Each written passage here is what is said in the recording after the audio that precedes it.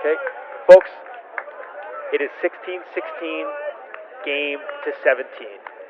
Double game point for USA, double game point for Australia. It's funny, I've never spoken to Lavis about it properly. Bar. Maybe a few Gardner. jokes, one-liners here and there. Spoken to Pete a bit more about it. Hadn't spoken to Jono about it till last year, so 6 years later. Glover. Do you think about it? It's brought up in conversation fairly often. People mention it. Do you think about it? Do I think it? I thought about it Pick called in the stack. constantly. Nice points by the Australians. They had a couple easy I would say shots. for the next few years, maybe every day. Finding the under to Glover. Do you think about it? Yeah. A lot. Yeah, a surprising amount actually. Finding the under. And it comes up at funny moments, you know, like I played a couple of games of Div 2 this year with Fishwick, and all the young guys, I was like, what are you doing? And on the screen, they're watching that game. I'm like, oh, it just will never go away. Quickly back to Bar. Do you think about it? Holmes goes out, looked off. Gus, there's 1 or 2 days No, Blakely with it in. each year that I don't think about it. He's got Lavis, looks him off. Christmas Day. Oh no, Christmas Day, that's just wine and thinking about the hammer. Hammer for the win. Australia's national men's ultimate team is called the Dingoes, and the Dingoes go way back. They've competed at World Championships since 1988, playing as the Dingoes since 1996, and there are few moments in this team's long history as big and contentious and perfectly tragic and recounted and remembered and relived as the Hammer. In all their Worlds campaigns, the Dingoes had never beaten the USA. Not many teams have. But in Sakai, Japan, for the 2012 World Ultimate and Guts Championship, they got themselves within just one throw of doing it. One throw. A hammer. The hammer. The story starts with the coaches. Yeah, well, I'm Peter Hemphill, and I coached the 2012 Dingoes campaign with Chris Stevens, who's the other coach. Yeah, came on board in 2011, and I guess it was about an 18-month or so campaign. I think the team in itself was your typical, I guess, Australian all-star team. So we had a really strong O-line, and we picked what we thought were the best players for a pretty short 9 or 10 person O-line, and then a bunch of the best athletes for D from around Australia. Did Pete say he was head coach? He just said coach. Yeah, so yeah, there was a bit of... I'm going to answer the question. My name is Chris Stevens, and I was officially a co-coach of the Dingoes with Pete Hemphill, but really I was the assistant coach. I have to say I can't remember if it was ever spoken. Well, we thought we could win. I mean, maybe you always do. We definitely had the ambition of winning. I said to my wife as I was thinking about leaving, I was like, well, if we don't make semis, it's a failure. Jumping forward to Worlds, you're in Japan, 2012. Okay. Can you talk me through the opening few games of the tournament, the opening stages? There were power pools after the pool play. We finished off of our pool, crossed over with another pool, so we were pool D, USA was pool B. Consequences, basically, if we win the game, we get an easier quarter. At the very beginning of the campaign, 2 years before World Championships or 18 months, there was belief, I think, from the senior players that we couldn't beat the US. In 2008, they'd played them, and I think they'd only got 3 blocks and given it back straight away to them, and, played really well, but still lost by, 4 or 5. Walks to the catch. I think there was a genuine belief that we just couldn't get the disc off them enough. Guess already at this very start of the campaign, you're already thinking about playing the USA. Already thinking about the fact there seemed to be a lack of belief amongst the elite Australian players that we could beat them. Yeah. The Dingoes made hard match D a huge focus of their campaign, in no small way to prepare for a game against the US. A game that came in power pools. If they win, they play Finland in a quarter-final, having just beaten the tournament favourite. If they lose, they'll have to face their old rivals, Great Britain. But before we get to the game, there's one more piece of this puzzle we have to talk about, and one very important character we have to meet. Yeah, sure. Okay, so I'm Jono Holmes. I was the captain of the team, and I threw the hammer in question. Okay. Just got the kind of frisbee nerd goosebumps, but that's fine. I'll cut that out. Pete and I had identified earlier in the campaign that as the games progressed, Jono, one of his fallout throws was his hammer. When pressure got higher, he sort of went to it. And then we didn't really do anything about it, was the problem. In the game against the Netherlands, in the pool play, he'd thrown a lead hammer to AJ. That would have been a very easy step around backhand, but it was late in the game when he was a bit tired, and he threw a lead hammer and didn't come off. And I had a bit of a go at him, actually, about it. Completely unjustified, because I'd never mentioned it before, and I don't know if that affected Jono or if you remembered that or not. I don't know. Wow, I would have loved to have been a fly on the wall when you asked Boo Boo this, because he would have gone on for a while, I imagine. It's funny, and Boo Boo may have mentioned this, but he'd actually told me off for throwing leading hammers earlier in the tournament. So maybe there's a lesson there about listening to your assistant coach. Okay, that's probably enough preamble. Hammers are a problem, USA crossover, perfect storm. You get the idea. Let's go to the game. They played on the showcase field in Sakai, a stadium. The grass was so crisp that it felt like AstroTurf. The wind was strong and swirly, as it always is in stadiums. The Dingoes start on offense. They shoot it deep, it hangs in the swirly wind, a pack forms, and Seb Barr catches the first goal of the game. Strip called. Ken Shepard got away with one right there. Absolutely. That was... Sketchy pack grabs like this become a bit of a trend. Tatum with the jump ball. Ouch. Fundamental And mistake by Australia Travis. Again, coming down with some trash from their O team in the end zone. The first half is very messy. There's a heap of turns from both teams, but the Dingoes at one point find themselves up 7-4. 7-4 against the US. Pretty incredible. And then they scored 5 of the next 6 points and took half 9-8. 3 breaks in a row, 4 straight points for USA, and they take half 9-8. Australians on their heels. Going into this halftime for Australia, their heads have to be reeling. We were all quite flat emotionally At half. at half. And Owen Shepard's like, you guys look like we're losing this game. And that's not what's happening. It's just one of those good things a player says where everyone kind of reset and was like, okay, we're in it. And I think it was all wrapped up in this issue around, the belief of whether we could compete or not. So what was the energy like at halftime? Pretty good still. Can't help but be a bit disappointed. Sure, we've lost 5 of the last 6 points, but we got 3 points ahead for some reason. So keep doing those things. You've got to remember those. The Dingoes start on D after losing 4 straight points in the first half with absolutely no momentum. They come out of half with a big rundown off the pool. There's an immediate short field turn from the US and... Boom! Goal, Dingoes. Wow.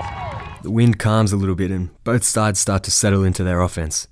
Some uneventful holds transpire, and then at 12-12, it gets messy again. Real messy. It's ugly stuff.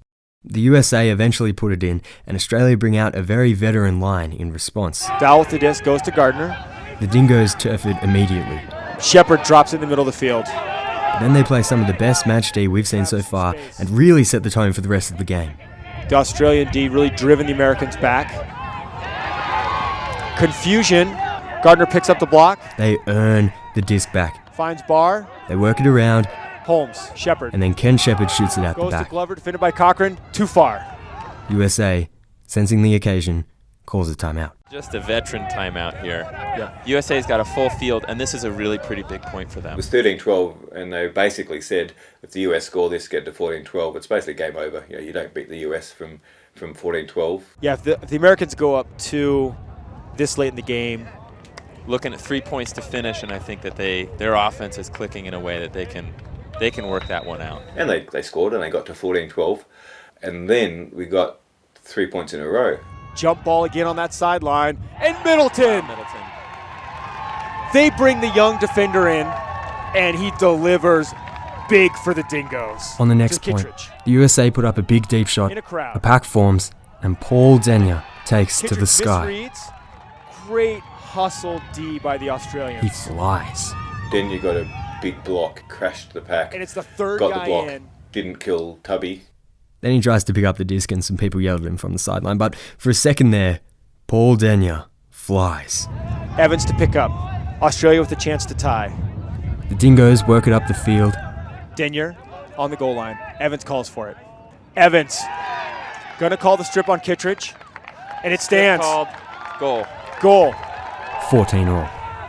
AJ's block was incredible.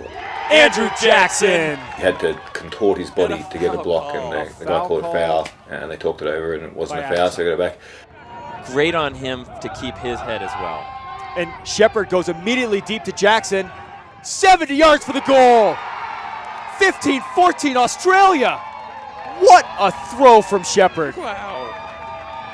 Unbelievable goal. That thing was on a rope. 15-14. Game to 17. The USA score quickly to make it 15 all. The Dingoes come out or no. They turn it, but they get it back. Then they call a timeout. When the disc comes back in, Gardner gets a quick give-go with Holmes and hucks it on a dime to Glover. Takes a shot to Glover, defended by Joy. Glover! 16-15 Australia. No fear from Gardner. Wow. The heart rate is starting to increase. So 16-15, we start on defence. Watson well defended by Evans. We have a chance to win the game. Breathing a little faster. Again, the deep pressure was just outstanding. Team defence, shutting down the lane cuts, pressure on the handlers. Okay. Reaches for Watson, and it's not coming back. USA. Yeah, we get the disc. Blood pressure is very high. Around Evans. Offense for the D-line's always pretty hard, and we're working it.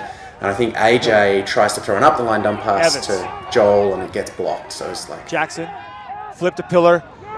Chicken with a great block. Did I mention the heart rate? Andrew Jackson. But again, somehow we get it back. Cahill, nope. And Watson with a tricky little forehand. Can't find Kittredge. Work it to like maybe the brick Pillar. mark near the end zone, and I remember Paul Denyer trying to jam it in and throwing it across the front of the stack. Looks off Evans to throw, I don't know what, and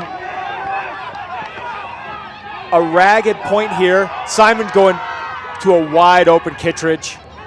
Andrew Jackson in half-hearted pursuit. Tie game. 2 wasted chances by the Australian D team.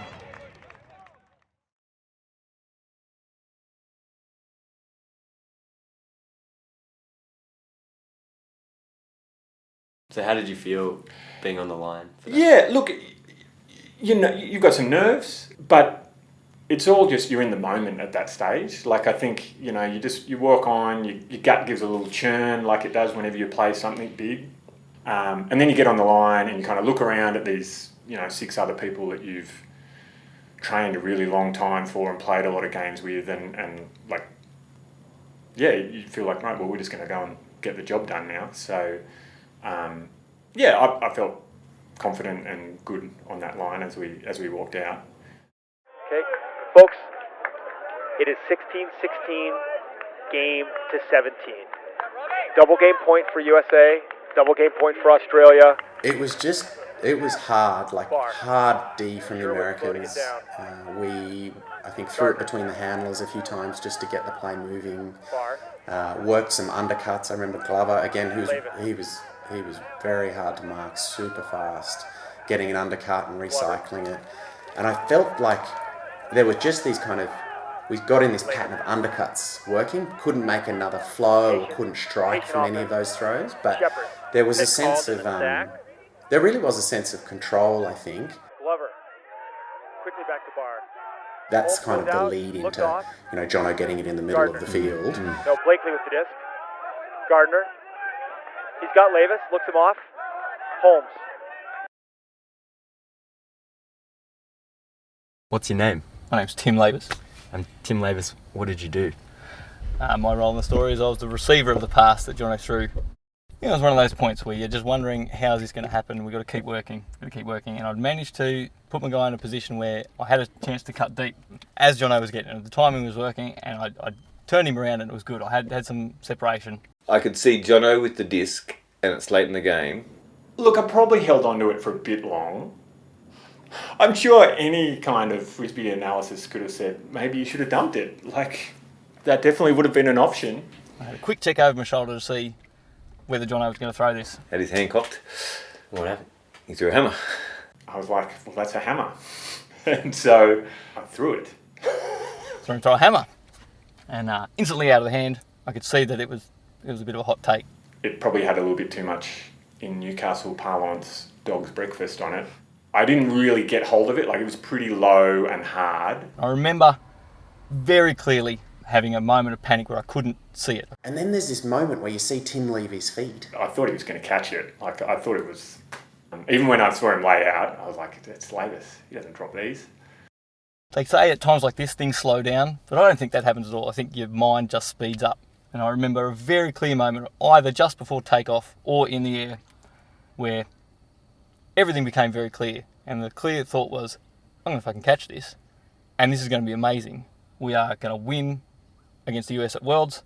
I'm going to beat them for the first time. And you're going to take this epic grab to win. Hammer for the win. Yeah, it was an almost impossible catch. Oh! Lavis puts a full hand on it. Holy shit, I think. Absolutely fearless throw by Jono Holmes. I think he's dropped it. Receiver Lavis puts a full hand on it. He's dropped it, hasn't he? When the angle's right and your hand's right, these things just spin into your hand. You're catching it on the right side. And this thing just had more energy than I'd anticipated, or I hadn't quite got there, or I didn't quite have strong enough hands to close on it. So I was absolutely really surprised that it bounced out without spinning in. And I remember, like, the bottom just fell out of the universe.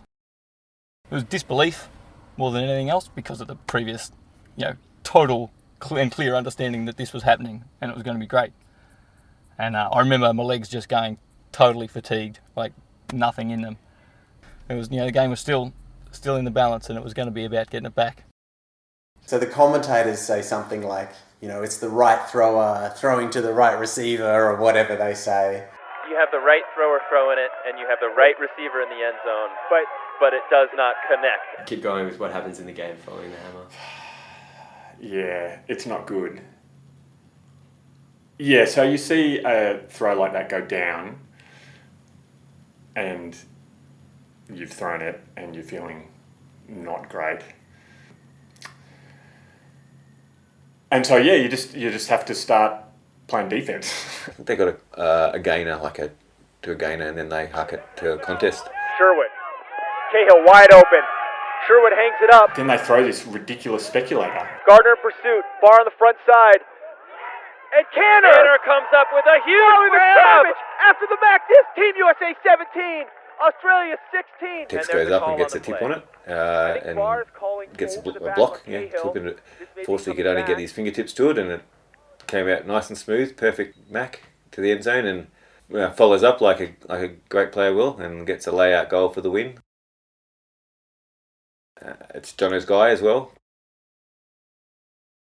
You can see Jono go down on his haunches, so he's pretty devastated. Tex punches the ground, I think. Seb calls a foul. Yeah, I'm just like on my haunches, I think. And there's some fucking Seppo commentary. All Jono Holmes can do is hang his head. Great hustle play from Canner. Nothing Jono Holmes can do but hang his head. I'm like looking down at the ground or something like that. Something along those lines. I'm sure you'll find the footage and splice it in. It'll sound good. Jerk. Yeah, look, anyone who's played a game like that and lost a game like that, you're feeling pretty awful. And that kind of sucked. Horrific. I was like, it just felt so unfair. We'd worked so hard and done so well. They're shaking hands, folks. This game is in the books. Yeah. Here's the thing. Like, it would have been better. It would have been better if they just hucked it and caught it. Yeah. That just would have been better. It's like salt in the wound. Yeah. Holy crap. So close to one of the biggest wins in the history of Australian Ultimate. I think everyone was in a bit of shock. Like, it was kind of a crazy game and a crazy way to lose the game and then a crazy way to win the game. Bo Kittredge gave their speech. I remember he said something like, I don't feel like we deserve to win that game, or something like that. Like, he said something really gracious, and he's like, you'll be there at the pointy end of the tournament. And kind of, again, in retrospect, sadly, like, I think we all kind of believed that at that point then too. Like, sorry, sadly it's the wrong word. Like, that is the wrong word. So what happens following that game? Yeah, we probably don't need to go into that because yeah, the quarterfinal against Great Britain, we tank and lose, and we go out of the tournament 7th. We lose to Japan in our playoff game, and then we go and beat up on Germany in the 7/8 and come 7th. A fairly disappointing 7th. So the US game then becomes, as I said before, like a bit of a sliding doors moment. It's not only about we could have beaten them and was the hammer a good option or not, and should Tim have caught all those things, but you think about it and think, oh, if only we would have had an easier quarter. While the hammer was important and losing to the US was important, losing the quarterfinal to GB, 2 games later, no positives about that. We played poorly as a team. The next game we played in the 5/8 bracket against Japan, and I found it really hard to concentrate on anything. Like, I didn't want to be there. And it's interesting that how a moment like that, perhaps, again, this is my perspective, distracts from the real issues of something. So I look back at that 2012 campaign, and my mind immediately goes to the quarterfinal. It doesn't go to the hammer. Like, I mean, I might wake up at night and then start thinking about it and like not get to sleep for the next week or two. Would you do it again? I thought you'd probably ask something like that. Look, the easy answer is to say no. Like, of course I shouldn't do it again. I should turn around and throw the dump to Ken Shepherd, who moves the disc to Pete Gardner, who throws a ridiculous break throw to, Ant Dowell, who runs into the corner, and we win the game. Clearly I shouldn't throw it again. Going back in time and not knowing anything that happened afterwards, would I throw it? Probably. Like, sensible Jono throws the dump. Realistic Jono probably throws the hammer again. Do you think it was a good option? No. There's a lot of Frisbee players out there who, at that point in the game, play no risk. And no risk doesn't really work against the US, because then the pressure just builds. So you got to be going for some. You got to be doing something with the Frisbee. If you just throw it sideways 1 meter to someone else, you're basically saying, "I want no responsibility. You take it all." I kind of wish he hadn't thrown it, but I understand why he did. I think it was too risky, basically. Like, I think you should have looked for an easier option. But look, I'm standing on the sideline, so very easy to say. Yeah. Yeah. Okay. Can I also say I think Tim should have caught it.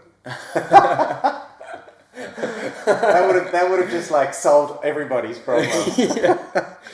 Yeah, it'd be a very different interview if Tim had caught it. Oh my god! It'd be about the catch, wouldn't it? I was hanging out in the States in a couple of years later, and I kept hearing about everyone else was talking about the story. No one was talking about the hammer that lost the game. Everyone was talking about you're the guy that dropped the game. They have an entirely different take on it. So I'm glad that your little segment here is called the hammer and not the drop, because there's a different perspective elsewhere. It's like, what do you well, make? Clearly the villain of the story is Lavis. Like, Is that on the record? Did you really have to go through all of these questions to get to this point? You just asked me that straight up. Of course it's his fault. Got a hand on it. No, of course I've endlessly blamed myself, Gus. Like, again, the choice between throwing a dump, I probably most of the time I just say to myself, why didn't I throw a better hammer? Like, I could have thrown a much better hammer than that. He catches it on his chest and the game's over. I never tried to stop him throwing them, never even mentioned to him that maybe a different throw would be better until the Netherlands game early in that tournament. As a coach, sometimes you feel like you have nothing you can do is going to affect the outcome of a game or the outcome of a point, and I think I felt like I possibly could have if I'd done something earlier. So that was the throw that could have won the game, and it didn't end up winning the game. Does that make it the throw that lost the game? Maybe in some people's mind it is. It doesn't in mine. How do you feel about, the idea of maybe responsibility and blame? I think my feeling of responsibility for it has grown over time. I think at the time And I remember telling people this, that I don't think anyone else would have got a hand on that, because, having seen it out of the hand and immediately responding to changing my deep cut to a lateral thing, in my memory, those reactions were pretty instantaneous, and I did everything to get there, and then I did get there. So I don't think I'd lost anything on the lead up to it, other than closing my fingers around the damn thing. In terms of responsibility, I didn't feel responsible at the time, but that has grown, as you keep replaying it over and over, and you think, oh well, the what ifs, and why didn't you just go stronger hands? Why were you thinking about winning the game before you won the game? All these sorts of things that you don't know if they actually have a lot of basis in what actually happened at the time anymore. Yeah. World Championships, and whether you have 1 or 2 or 4, they are totally immersive for a big part of your life. So when you have something happen in one of these things, it hits you in spaces that stay with you. I think that's why we're still talking about it. Yeah. This game, this silly little game, means so much to people, and we put so much of ourselves into it. Well, I think it encapsulates, and maybe, I don't want to make too much of it, but it does encapsulate why Frisbee is, and sport more generally, I think, is so captivating. We spend inordinate amounts of time and our own money to play what is a niche sport, although an awesome one. And I think what that leads to is then you get to one of the kind of the most special moments or unique moments in Australian Frisbee history, and it means something to people. The hammer is a moment that defines the 2012 Dingoes. It's the perfect tragedy, the result of a series of near misses, proof that ultimate Frisbee is a game of inches. But you can't really condense an entire 18-month campaign into a single throwaway, or a single drop, depending on your perspective. If you look too closely at the hammer, you lose sight of the whole story. The last question in every interview we did was, did I miss anything? Chris Stevens, Pete Hemphill and Jono Holmes all politely said no. This is what Tim Lavis said. You missed so much. Oh my God, did you miss so much? Here we go. So, talking about that game, was it a good option? Was it a bad option? We had so many whiffs that game. Yeah. We had 3 people combined for 15 turnovers. We had multiple chances to finish the game. Goals that we scored were similarly risky or riskier than the one that we missed at the end. Pete Gardner throwing his 45-metre inside-out leading flick into the wind, which is not his strong point, but he nails it. It's like, and if we're happy to take those goals, we've got to accept the fact that when we miss them, it's not because that particular one. It's that is it. If that's our avenue to goal, then that's where we are. And I think one of the big things that is changing Australian Ultimate to be better and to continue to push up in those high levels is that we're realising that if every goal's spectacular, you're going to have some fucking spectacular turnovers too. And you don't get to choose which ones are going to be successful or not.